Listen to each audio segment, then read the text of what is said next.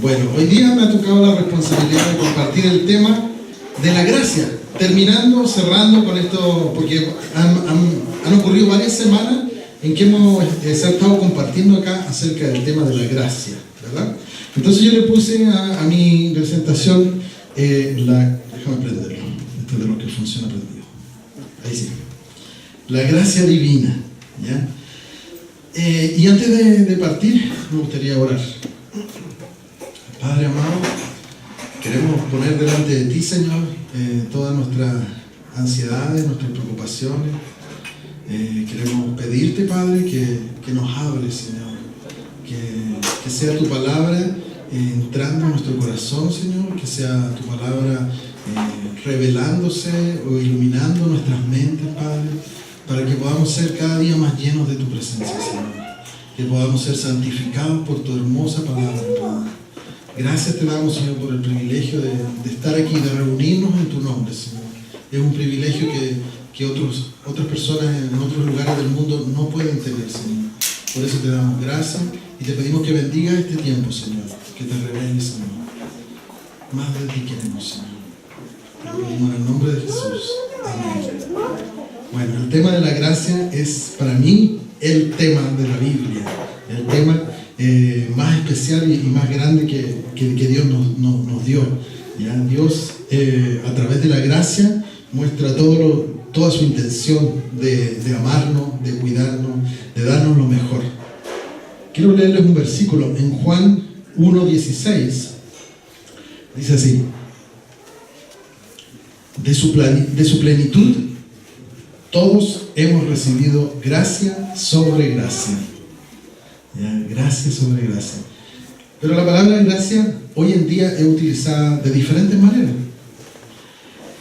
Entonces nos preguntamos qué es la gracia. Por ejemplo, cuando uno va a pedir un crédito al banco, le van a ofrecer probablemente que pueda tomar un mes de gracia. ¿Has escuchado hablar de eso? ¿Ya? Claro, le dice, usted no pague en diciembre, como en diciembre vienen tantos gastos, usted le ofrecemos un mes de gracia, ¿ya? Pero claramente no hay tanta gracia, porque uno saca las cuentas, al final te dan un recargo por esa gracia, por ese mes, que hay que tener cuidado, porque no es tan gracia, ¿ya? Otra connotación que le dan en el mundo es cuando un político, por ejemplo, dice algo que no cae en gracia. ¿Y qué pasa? Cae en desgracia, ¿ya? También se está refiriendo a otra cosa. ¿Ya? Y cuando un político cae en desgracia, diga lo que diga después, ya no importa, porque cayó en desgracia, ¿cierto? Es como lo contrario a la gracia. ¿Ya? Pero no es la utilización divina o bíblica. Los músicos también hablamos de, pongámosle la nota de gracia aquí, ¿ya? Y le ponemos una séptima, una novena, algo para que tenga la nota de gracia, ¿ya? Una actriz, cuando vemos una actriz, oye, esta actriz lo hace como con gracia. Yo considero que es agraciada. Cuando es muy bella la persona, tiene cierta simpatía, se dice que tiene gracia, ¿verdad? En los western, ¿saben? Los cowboys, una vez que tienen ahí al tipo medio herido en el suelo, ¿qué es lo que hacen? Le dan el tiro de gracia. Tampoco se refiere a la gracia que queremos hablar hoy día, ¿verdad? Bueno, en la iglesia estamos siempre cantando. De hecho, hoy día cantamos una canción que hablaba de la gracia. Con su gracia, por su gracia, ¿se acuerdan? La escuchamos en sermones y cuando alguien dice algo simpático decimos que nos da mucha gracia. Sin embargo, todas estas connotaciones no sé si nos ayudan a entender realmente, a comprender realmente el significado divino de la palabra gracia. Entonces vamos a ver un significado bíblico, ¿ya? Ya hemos hablado un poco de esto, pero como este es el cierre de la gracia, voy a estar quizá en vez de repitiéndolo, reafirmándolo, ¿ya? En hebreo la encontramos como chen o chesed, en griego como charis. Estos términos significan favor o don, un regalo inmerecido, bondad que se extiende de parte de una persona de alta posición, ¿ya? También en hebreo encontramos que además tiene una connotación especial el sustantivo chen, ya que se deriva del sustantivo hanan o chanán, que significa inclinarse. En el Antiguo Testamento, sobre todo, se consideraba que una persona que tiene cierto poder, cuando tenía favor por alguien menor, era como que se inclinaba, o sea, bajaba de su posición para venir a dar gracia al que recibe esta gracia, ¿ya? Pero es diferente a la gracia del Nuevo Testamento con Jesús, ya lo vamos a ver. La gracia en la escritura bíblica. Le cuento que la palabra gracia, por ejemplo, aparece 297 veces en la escritura. Bueno, las traducciones son un poquito diferentes y a veces eso varía un poquito más, un poquito menos. Pero en general, en la Reina Valera, por ejemplo, está 297 veces. En contraste con la palabra infierno, que está escrita en la Biblia solo 13 veces. Imagínense, es bastante la diferencia. O la palabra Hades, que es otra expresión para hablar del infierno. Está escrita en la Biblia 10 veces. Y la palabra lago de fuego, que también se está refiriendo a lo mismo, a la condenación eterna, está escrita en la Biblia 17 veces. O sea, podemos sacar por conclusión que claramente a Dios le interesa mucho más hablarnos acerca de la gracia que enfatizar el regalo de Dios, este favor inmerecido, que hablarnos de la condenación o hablarnos del lugar donde se van las personas que deciden no elegir a Dios, ¿verdad? Sigamos. ¿Para qué es la gracia? Nos preguntamos para qué es este regalo que recibimos. La gracia es para que seamos salvos. O sea, lo que quiere Dios con la gracia es traernos salvación. Y leemos en Tito 2:11 que dice lo siguiente: por la gracia de Dios se ha manifestado, porque la gracia de Dios se ha manifestado trayendo salvación a todos los hombres. O sea, el objetivo es traernos salvación. La gracia también es para que recibamos misericordia y ayuda oportuna, dice. La gracia es para que recibamos misericordia. La palabra misericordia está muy ligada a la gracia, aunque tiene una pequeña diferencia. La gracia es darnos lo que no merecemos, ¿verdad? Lo que no merecemos es entregarnos lo que no merecemos. Acuérdense que esta figura de que está mayor se inclina para darnos algo que no merecemos. En cambio, la palabra misericordia tiene que ver con no darnos lo que sí merecemos, ¿ya? ¿Qué es lo que merecemos los seres humanos por esencia? La muerte. Porque la paga del pecado es muerte. Y por cuanto todos pecamos, fuimos destituidos de la gloria de Dios. Entonces, cuando recibimos la misericordia de Dios, es como un anexo de la gracia, ¿ya? No estamos recibiendo lo que realmente deberíamos recibir. Ya, en Hebreos 4:16, reforzando esto, dice: por tanto, acerquémonos con confianza al trono de la gracia, para que recibamos misericordia y hallemos gracia para la ayuda oportuna. En una canción que cantamos hoy día también hablamos acerca de acercarnos al trono de la gracia, ¿verdad?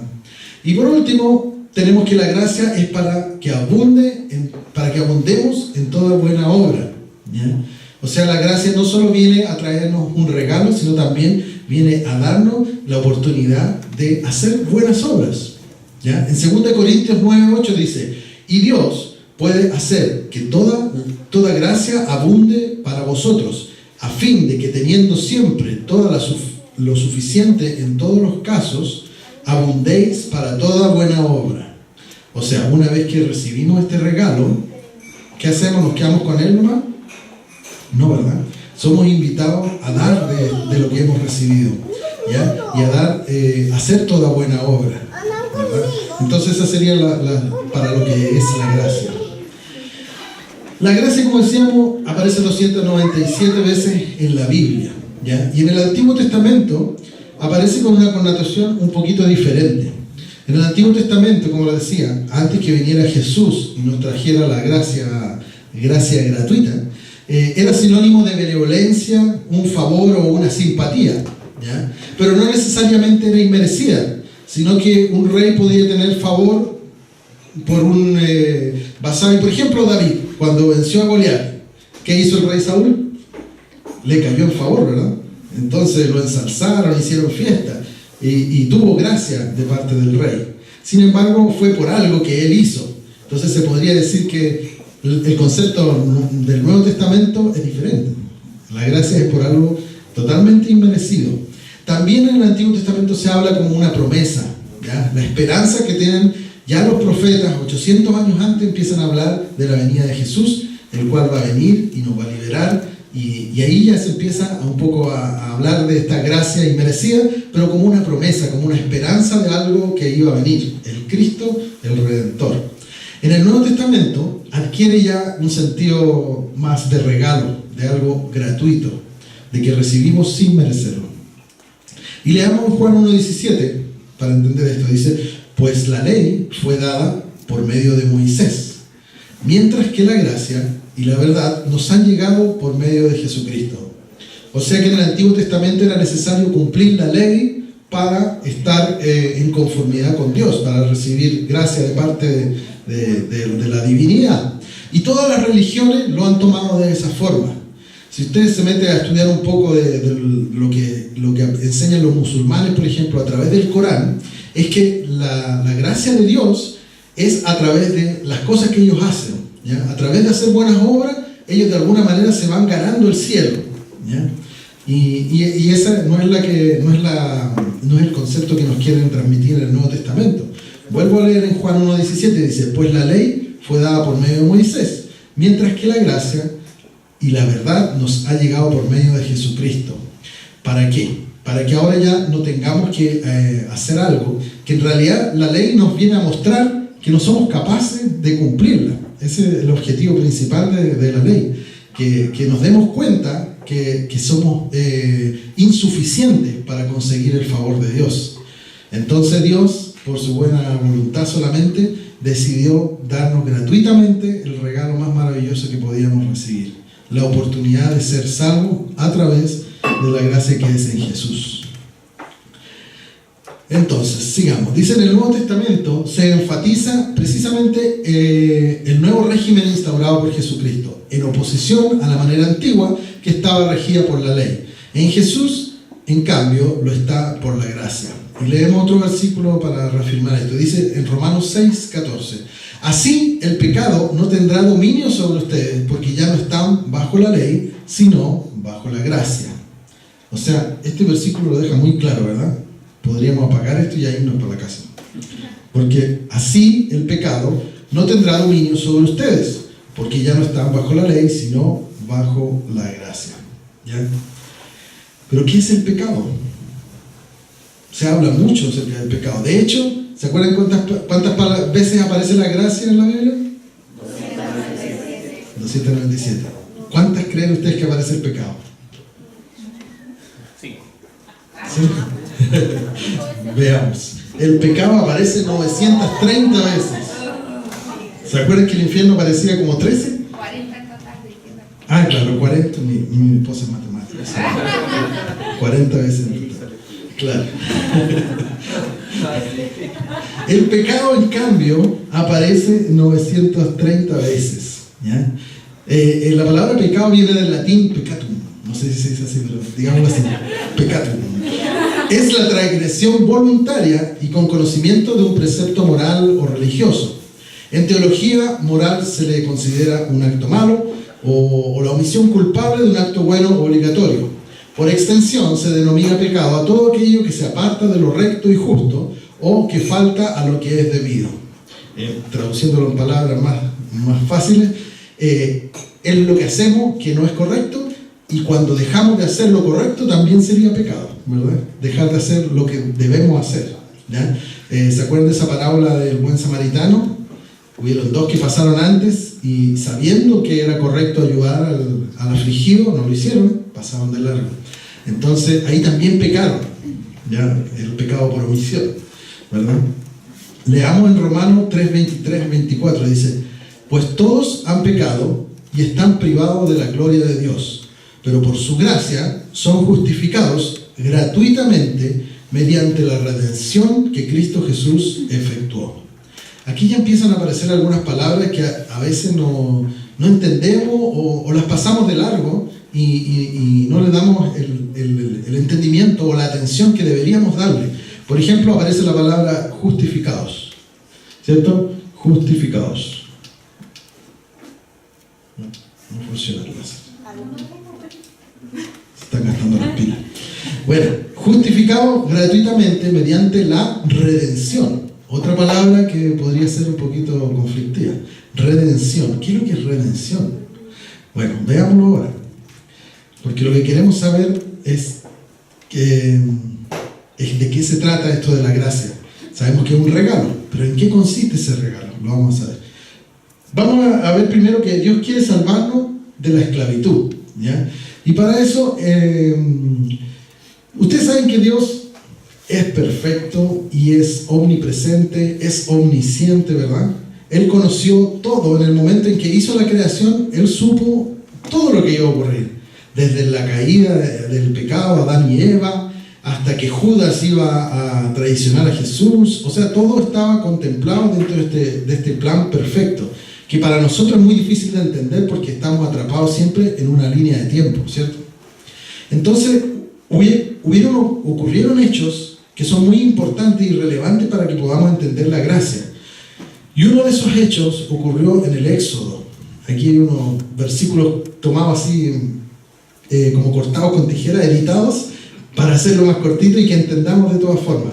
En el Éxodo 12:3, el 5 y el 13, dice lo siguiente: tómese cada uno un cordero según las familias, ¿ya?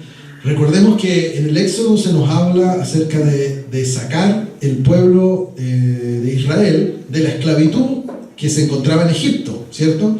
Para eso utilizó a su siervo Moisés, que lo envió para sacar al pueblo. Entonces, estaban en eso y el faraón no quería dejarlos salir, por supuesto, y ahí vino una de las plagas más difíciles de sobrellevar para el pueblo de Egipto, que también habría recaído sobre el pueblo de Israel si no hubiese sido por esto, por esta indicación que Dios les dio. Dios les dijo: tómese cada uno un cordero según la familia. El animal debe ser sin defecto, y la sangre del cordero os será por señal en las casas donde vosotros estéis, y veréis la sangre y pasaré de vosotros, y no habrá en vosotros plaga de mortandad cuando hiera la tierra de Egipto. O sea, que la única forma de que ellos no perdieran un hijo primogénito, así como sí lo perdieron los egipcios, era que se hiciera un sacrificio animal, de un animal perfecto, y con esa sangre se pintaran el dintel de la puerta, ¿ya? Que es la parte de arriba. Entonces, cuando vino la muerte en busca de los primogénitos, pasaba de largo por la casa de los israelitas, ¿ya? Y todo esto tiene que ver para que nosotros podamos entender el por qué el sacrificio de Cristo en la cruz, ese sacrificio de sangre, porque Cristo murió y sufrió y sangró, y su sangre preciosa es el símbolo de la redención. Cuando recordamos, ¿verdad?, la última cena, y Jesús nos indicó que lo hiciéramos en conmemoración de Él habla acerca de la sangre, como la sangre la que va a cubrir y nos va a traer la salvación. O sea, de la misma forma que se pintaron los dinteles de la puerta, se podría decir que nosotros los cristianos pintamos en nuestro corazón, con la sangre de Cristo, esa protección para nuestra vida que nos trae salvación. Entonces, ¿qué involucra este regalo? ¿Qué involucra el regalo de la gracia? Involucra varias cosas, entre ellas redención, propiciación, justificación y expiación. Si lo tuviéramos que decir en una palabra, redención tiene que ver con el pago de un precio, ¿ya? Es necesario que se pague un precio para poder recibir la redención. Yo les había contado esta historia, no sé si se acuerdan. Cuando uno tenía un animal en la época de Jesús, un toro, póngase usted, y era bravo el toro, era deber de la persona dueña de ese animal poner rejas alrededor de su predio para que no se le escapara el toro y hiciera daño. Si ocurría que usted por descuido se le escapaba el toro y golpeaba al vecino, el vecino tenía el derecho de quitarle la vida a usted, no al toro, ¿ya? La ley era mucho más dura en ese tiempo. Entonces la persona tenía que pagar con su vida por haber dejado salir el animal y haber producido un daño al vecino, ¿ya? La única forma de que pudiera haber redención es que ambos llegaran a un acuerdo monetario y que la persona pagara para salvar su propia vida, ¿ya? Y de ahí viene el concepto de pagar un precio, una redención, ¿ya? Para ellos era muy fácil entender esto porque existían sus leyes. O sea, todos tenían clarito que si si le hacían un daño al otro, iban a tener que pagar de una forma, digamos, importante. No es cualquier cosa que te quite la vida. Entonces la redención, para nosotros, ¿quién propicia la redención a nosotros? Jesús en su sacrificio, ¿verdad? O sea, Él dio su vida por nosotros, para que nosotros no tuviéramos que pagar el precio. Después tenemos la propiciación, que tiene que ver con restaurar la comunión, ¿ya? Es como ponernos en la buena, porque nosotros antes de recibir a Jesús en nuestra vida, estamos enemistados con Dios. O sea, estamos separados por Dios, nos ve de una forma... somos, entre comillas, enemigos. Somos enemigos de Dios. El pecado nos hace ser enemigos de Dios, ¿ya?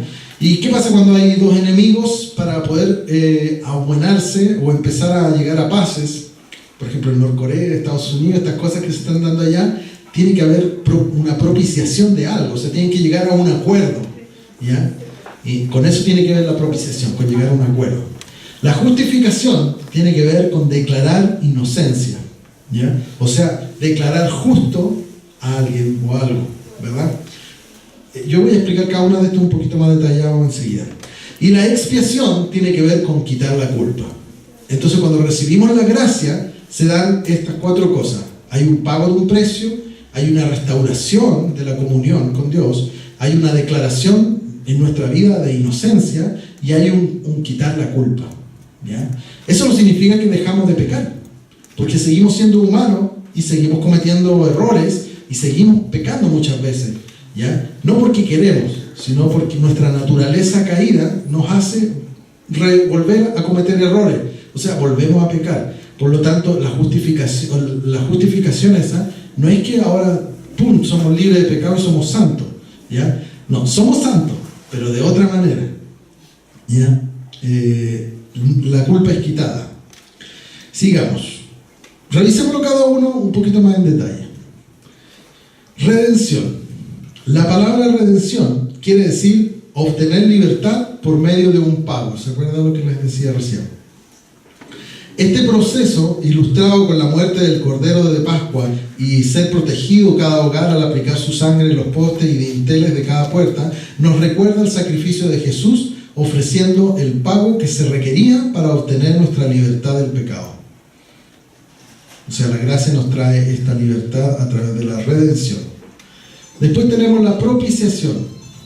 El prefijo pro significa por. Así que la propiciación provoca un cambio en la actitud de Dios para que Él pase de estar en enemistad con nosotros a estar por nosotros. A través del proceso de la propiciación somos restaurados a la comunión y al favor delante de Dios. Así que mira qué importante es esa propiciación. La justificación. La justificación. Ser justificado significa ser declarado legalmente justo. Es un acto divino y voluntario de Dios donde declara al pecador inocente por sus pecados. El pecador no es hecho justo en que su alma es cambiada o que su alma es infundida con la gracia de Dios. Más bien, la justificación es un acto legal de imputar la justicia de Cristo al creyente. O sea que nosotros somos justificados porque Cristo es justo. Y como nosotros hemos creído hemos creído en Jesús, esa justicia se imputa o se transmite a nosotros, sin nosotros realmente ser justos, ¿verdad? ¿Se entiende, verdad? Ya, sigamos. La expiación. La expiación, como les decía, el prefijo ex significa fuera o de, por lo que la expiación tiene que ver con eliminar algo o quitar algo. En términos bíblicos tiene que ver con quitar la culpa mediante el pago de una sanción o mediante la ofrenda de un sacrificio. Claro, en el Antiguo Testamento, y a mí no me cabe la menor duda que fue hecho para que pudiéramos entender el sacrificio de Cristo. O sea, todos esos años en que el pueblo de Israel tenía que hacer sacrificio en forma personal por las familias, en forma mensual y en forma anual, porque habían diferentes tipos de sacrificios, era todo para que llegáramos a entender qué significaba realmente el sacrificio de Cristo. Porque cuando uno no ha entendido en el Antiguo Testamento por qué se hacían esos sacrificios, es muy difícil que uno, por ejemplo, cuando uno le predica a alguien y le diga que la sangre de Cristo te cubra. Si la persona nunca ha escuchado del Antiguo Testamento, de los sacrificios, se asusta, o dice, ¿cómo que la sangre no es algo agradable, la imagen? O hablar de Cristo crucificado tampoco es algo como agradable. Decir, bueno, si era Dios, ¿para qué lo crucificaron? Y los mismos judíos, que era su pueblo. O sea, la gente que no ha entrado a analizar o a conocer el significado profundo que tiene todo el Antiguo Testamento, difícilmente va a poder entender de buena primera, a menos que Dios quiera revelarle así de una forma muy especial. Pero en general necesitamos dedicarle tiempo a entender estas cosas. Entonces la expiación tenía que ver con una ofrenda de un sacrificio. ¿Qué involucra el regalo de la gracia? Repasando: redención, propiciación, justificación y expiación. ¿Qué es lo que era redención? Pueden leerlo. La propiciación, restaurar la comunión. La justificación, exacto. Y la expiación, ya. Y fíjese que todo esto nos va a llevar a algo muy importante, que es la santificación. ¿Ya? En la Biblia se nos habla de que seamos santos. Porque Dios es santo, nosotros tenemos que ser santos. ¿Ya? ¿Y cómo entender eso? Porque nosotros seguimos siendo pecadores, seguimos viviendo en un mundo caído, ¿ya? Donde nuestra carne tiende a pensar en cosas que no corresponden, ¿ya? A dejarnos llevar por nuestras pasiones, nuestros impulsos, ¿ya? ¿Cómo vamos a ser santos si seguimos gritándole a la esposa? Yo no, si otras personas me han contado. ¿Cómo vamos a ser santos si seguimos equivocándonos, mintiendo? A veces, no, yo no miento, pero de repente caímos. Y decimos algo, aunque sea una mentira, como dice el mundo, piadosa, o mentira blanca. Mentira. Es una mentira igual. Entonces, esa santificación tiene que ver con esto, con esta gratuidad, ¿ya? Con ser redimidos, con ser restaurada nuestra relación con Dios, con ser declarados inocentes, ¿ya? Con que se nos quite la culpa. Por eso, si creemos en Jesús y seguimos condenándonos por nuestros pecados, no estamos aceptando realmente la expiación, por ejemplo. Para poder aceptar la expiación, tiene que quitarse la culpa, ¿ya? Todos hemos cometido errores en nuestra vida, y a veces más grandes unos que otros. Entonces, para poder realmente que esos pecados sean borrados, nosotros tenemos que creerle a Dios, que Él lo hizo ya, que ya se quitó la culpa. No a sentir culpable por esas cosas. Lo cual no significa que tenemos que pecar nomás, ¿verdad? No es lo mismo, ¿ya? Sigamos hablando un poquito de la santificación, porque es importante. La santificación es un estado de separación del creyente para Dios, ¿ya? Santo significa separado, ¿ya?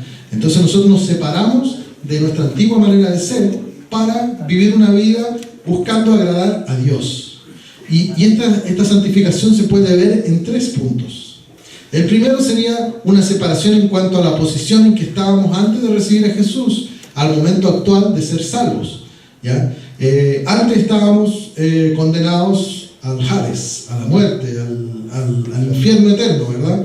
Pero en el momento en que recibimos a Jesús como nuestro Salvador, pasamos de estar enemistados con Dios ahora a ser hijos de Dios, como cantábamos hoy día también. Entonces pasamos de un estado a otro, pasamos a ser santos en ese sentido, santos en el Señor. La segunda concepción de la palabra santificación tiene que ver con una santidad que se practica progresivamente en la vida del creyente mientras esperamos el regreso de Cristo. Nosotros creemos que va a venir por segunda vez nuestro Señor, va a venir en plenitud y nosotros estamos esperándole y mientras eso ocurre, nosotros buscamos ser santos, buscando agradar a Dios. Y por último tenemos la tercera concepción de la santificación, que tiene que ver con la separación eterna del pecado cuando ya lleguemos al cielo. Cuando nuestros cuerpos sean glorificados, dice la palabra de Dios. En ese momento ya el pecado no va a tener nada con nosotros y ni va a poder hacernos más sus trampas, ni seremos más esclavos de él. Así que esas son las 3 concepciones de la santificación. Todo eso tiene que ver con la gracia, ¿verdad? Ahora una pregunta buena es decir, ¿a quién se le otorga la gracia? ¿Ya? ¿A quién se le va a dar este regalo? Según la palabra dice que la gracia es dada a los humildes. En 1 Pedro 5:5 dice, asimismo vosotros, los más jóvenes, estad sujetos a los mayores, y todos revestidos de humildad en vuestro trato mutuo, porque Dios resiste a los soberbios, pero da gracia a los humildes. ¿Qué es lo que le da? Gracia. De eso estamos hablando, ¿no? De la gracia. Entonces es necesario que busquemos tener un corazón humilde. Y en Santiago 4:6 dice lo mismo. Dice que Dios resiste a los soberbios, pero da gracia a los humildes. Se enfatiza eso. Después, la gracia es para los afligidos. Si usted se siente afligido en este momento, la gracia es para usted. Proverbios 3:34 dice: ciertamente Él se burla de los burladores, pero da gracia a los afligidos. ¿Ya? A Dios le importa mucho los afligidos, los que están en necesidad, los menesterosos. Cuando Jesús vino a ellos, vino a los pobres, a los desposeídos, a los que tenían lepra, a los que eran apartados de la sociedad. A ellos fueron los que principalmente buscó para traer sanidad. Y la gracia es para los que aceptan a Jesús como su Señor. En Romanos 3:24 dice: siendo justificados gratuitamente por su gracia, por medio de la redención que es en Cristo Jesús. O sea, es necesario que creamos en Jesús para que recibamos esa gracia. Ahora, otra pregunta buena. ¿Es posible rechazar la gracia? ¿Qué piensa usted? ¿Sí? Yo también creo eso. ¿No? ¿No es posible rechazar la gracia de Dios? O sea, ¿Dios nos va a obligar a que seamos sus hijos? No, ¿verdad? Porque somos libres y hemos recibido esta libertad. Y de eso se trata todo esto. O sea, Dios en su maravilla pudo haber creado un ente totalmente obediente. Como hacen los programadores en computación. Ingresan información para que el computador haga lo que uno le pide, ¿verdad? Pero Dios quiso hacer algo que está más allá de cualquier cosa que pueda hacer el hombre. Quiso crear un ser capaz de elegir por sí solo estar con Él. Porque qué gracia habría tenido que Dios lo hiciera de esa forma, ¿verdad? Entonces, ¿qué? Qué gracia, claro, exacto. La gracia me fluye. Después de esta presentación me fluye la gracia. Ya, bueno, yo creo, tampoco lo voy a decir así con tanta certeza, porque Dios es tan bueno que su gracia incluso puede hacer cosas que uno no pensaría. Yo estoy seguro que en el cielo voy a encontrar gente que no pensé que iba a estar, y estoy seguro que no va a estar gente que sí pensé que iba a estar. Lo único que espero es estar yo. Yeah. Dice así, mira, al no creerle a Dios, porque hay gente que cree en Dios, pero no, o sea, cree que Dios existe, pero no le cree lo que Dios dice. ¿Ya? De hecho, la Biblia habla de los demonios que creen y hasta temen, sin embargo no se sujetan ni se someten a Dios. ¿Ya? También creo yo que al ser cristianos nominales, estos temas no se hablan mucho en la iglesia porque de repente son como muy fuertes, pero hay gente que viene a la iglesia de una manera nominal, o sea, pertenece a un grupo. Hay hasta libros que uno firma: yo pertenezco a tal hermandad y qué sé yo, y están en la nómina, por decirlo así. A eso le llamo cristianos nominales. Por ejemplo, yo pienso que Judas fue un cristiano nominal, ¿ya? Porque fue parte de los apóstoles, pero de una forma nominal. O sea, él era parte, pero en realidad en su corazón nunca aceptó toda la maravilla que veía delante de sus ojos. No aceptó la redención que Cristo le otorgaba. Entonces, eso, no seamos cristianos nominales. ¿Qué sería ser un cristiano nominal? Sería venir a la iglesia el domingo y salir para afuera y olvidarnos del amor de Dios. Y yo lo he visto en otros lugares, donde la gente sale de la iglesia y empieza a pelear por el estacionamiento con el otro. O sea, tenemos que tratar de llevarnos todas las enseñanzas de Cristo, ¿ya? De ser generoso, de ser amoroso, de ser personas que se nos note. La Biblia dice que los conocerán por cómo se aman. Por eso conoceréis a los cristianos. También dice que por sus frutos le conoceréis, ¿verdad? Entonces no podemos solo pertenecer a una denominación para tener una tranquilidad espiritual, en el sentido de que ya cumplí con mi deber, ya, yo fui a la iglesia, ¿verdad? La iglesia parte el domingo y termina el domingo. O sea, no termina. Tenemos que seguir siendo cristianos desde que salimos, desde que nos dormimos, desde que nos acostamos, en las tristezas, en la alegría, en todo momento. Y así vamos a evitar ser cristianos nominales. Al vivir un doble estándar, ¿ya? Decir una cosa y hacer otra, ¿ya? Y eso es muy del chileno.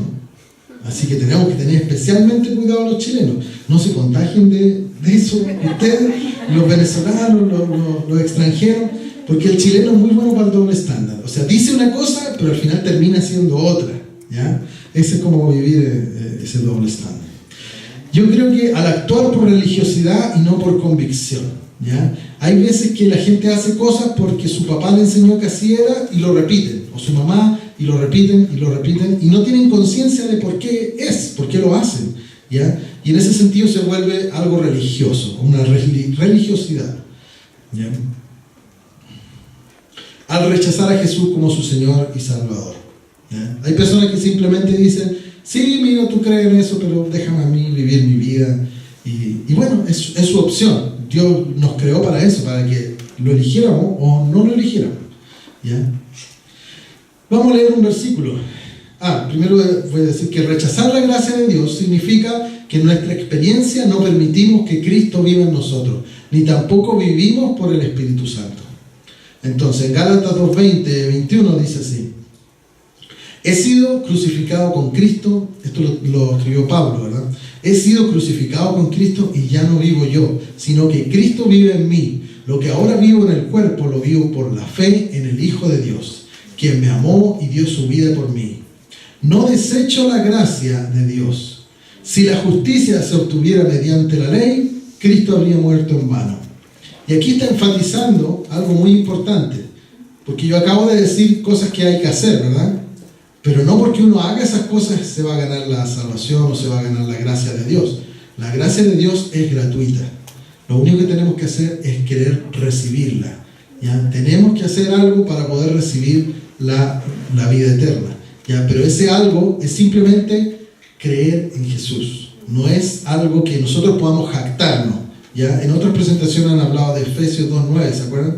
Que la gracia es un regalo, ¿ya? No por gracia para que nadie se gloríe, ¿cierto? Para que podamos recibir la vida eterna. En el momento en que recibimos su gracia, recibimos con ella la vida eterna. Hay cristianos que esperan morirse para recibir la vida eterna, o en su mente, en su concepción, piensan que en el día que se mueran van a ir a recibir la vida eterna. La verdad es que la vida eterna la empezamos a recibir en el momento en que creemos en Jesús.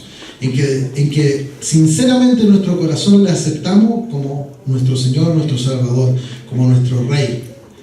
Cuando ocurre eso, ya empezamos a vivir la vida eterna, ¿ya?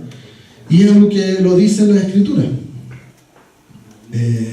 ¿Pero qué es la vida eterna? Mira que dice Juan 17:3-6. Dice, y esta es la vida eterna, que te conozcan a ti, el único Dios verdadero, y a Jesucristo a quien has enviado. O sea, cuando uno tiene un conocimiento no de información, porque hay teólogos que yo pienso que no han recibido la gracia de Dios, a pesar de ser estudiosos, a pesar de conocer la Biblia al revés y al derecho. No es un conocimiento de información, es un conocimiento de experimentar, ¿ya? Cuando uno tiene una relación personal con Dios, ocurre este maravilloso milagro de ser salvo y empezar a recibir la vida eterna. Mira el versículo 1. Ahora lo voy a leer entero. Dice, y esta es la vida eterna, que te conozcan a ti, el único Dios verdadero, y a Jesucristo a quien has enviado. Yo te he glorificado en la tierra y he acabado la obra que me diste que hiciese. Ahora pues, Padre, glorifícame tú al lado tuyo con aquella gloria que tuve contigo antes que el mundo fuese. Hasta otro pedacito. He manifestado tu nombre a los hombres que del mundo me diste. Tuyos eran y me los diste y han guardado tu palabra. O sea, nosotros necesitamos guardar la palabra de Dios para que seamos de Él, ¿ya? Y como afirma Jesús, Él no va a perder a ninguno de los que Dios le haya dado. En resumen, antes del resumen, quiero explicarle de forma vivencial esto de la gracia, ¿ya? Porque la gracia se asimila a un hombre que hace un cheque, ¿ya? Yo podría hacer un cheque por $1.000.000 y dárselo a Douglas, ¿ya? Pero, Douglas, ¿tú me crees que te voy a dar $1.000.000? No cree. Si no cree, él nunca va a ir al banco a tratar de cobrarlo, ¿verdad? Y va a quedar botado por ahí en la casa, ¿cierto? En cambio, si él me creyera y fuera al banco y viera, él podría cobrar la gracia. ¿Ya? No se entusiasme porque no tengo mucha plata. Sí, pero sí les he traído un regalo, ¿ya? Así que si usted me cree, va a mirar debajo de su silla para ver si fue afortunado en recibir este regalo de forma gratuita. Así que por favor miren debajo de su silla. Está pegado con un papelito. Yo creo que va a tener que hacer un esfuerzo. Acá hay un papelito. ¿A alguien más le salió un papelito? Bueno, si no cree, no va a mirar debajo de su silla. Y si no mira debajo de su silla, tiene que mirar bien si hay un papelito o no. ¿Ah? No es el cheque, lo siento. Me encantaría poder regalarles plata. Oye, busquen en su silla porque son tramposos. Sí, gracias y merecía, le tocó el que le tocó, hermano. Ya, ¿apareció uno nomás? Aquí hay un precio. ¿Qué hizo ella para merecer ese regalo? Creyó que podría ser afortunado. No, el cheque tenía que esperar un poco más. Si Dios me bendice, yo me voy a bendecir. Sí. Ya. ¿Y el otro? Eran dos. ¿Ah? ¿Viste? Por eso yo le dije, siéntense más adelante. Porque estaba en las sillas de más adelante. ¿Ve que le conviene ser obediente y obedecer? No sé dónde está, pero bueno. En todo caso los vendo a 6,000 pesos. Allá atrás los puede comprar cualquier día domingo. Ahora se perdió la gracia de recibirlo. Ya, terminemos entonces. Eso no le dio gracia. Ya lo creo. La gracia es el más grande de los regalos que Dios ha dado al hombre. El don de su Hijo. Pero no es sencillamente el objeto de este don. Es el don que irradia de la generosidad del dador y envuelve en esta generosidad a quienes la reciben. ¿Ya? Dios da por gracia. Y el que recibe su don halla cerca de él gracia y complacencia. Leemos Romanos 8:32 que dice: el que no escatimó ni a su propio Hijo, sino que lo entregó por todos nosotros, ¿cómo no habrá de darnos generosamente junto con él todas las cosas? ¿Ya? Así que si usted está en necesidad de algo y Dios ya le dio la gracia de la salvación, es probable que también le conceda lo que usted está pidiendo. ¿Por qué? Porque Dios da generosamente. Y su objetivo desde que nos creó fue amarnos, fue que estuviéramos con Él, fue que le eligiéramos de forma personal como nuestro Señor, nuestro Salvador. Voy a pedirles que oremos para que terminemos. Si usted no ha recibido al Señor en su corazón, le voy a pedir que haga esta oración conmigo. Padre amado, si eres Dios como dice tu Escritura que eres, quiero recibirte en mi corazón. Quiero pedirte que tu gracia sea inundándome. Quiero pedirte, Padre, que tu gracia sea sobre mi familia, sobre mi comunidad. Necesitamos de ti, Padre. Todos necesitamos de ti. Pero el reconocerte que te necesitamos ya es un regalo, es la gracia de Dios. Porque Él se revela a nosotros por un regalo. No merecemos que te reveles. Así que te pido, Padre, que te reveles a mi vida y me muestres durante esta semana de que yo soy tu Hijo. Todo lo pido en el nombre de Jesús. Amén. Amén. Si usted nunca antes había hecho esta oración y la hizo ahora, créame, se va diferente a su casa. El Espíritu de Dios va contigo. Así que eso, que Dios les bendiga.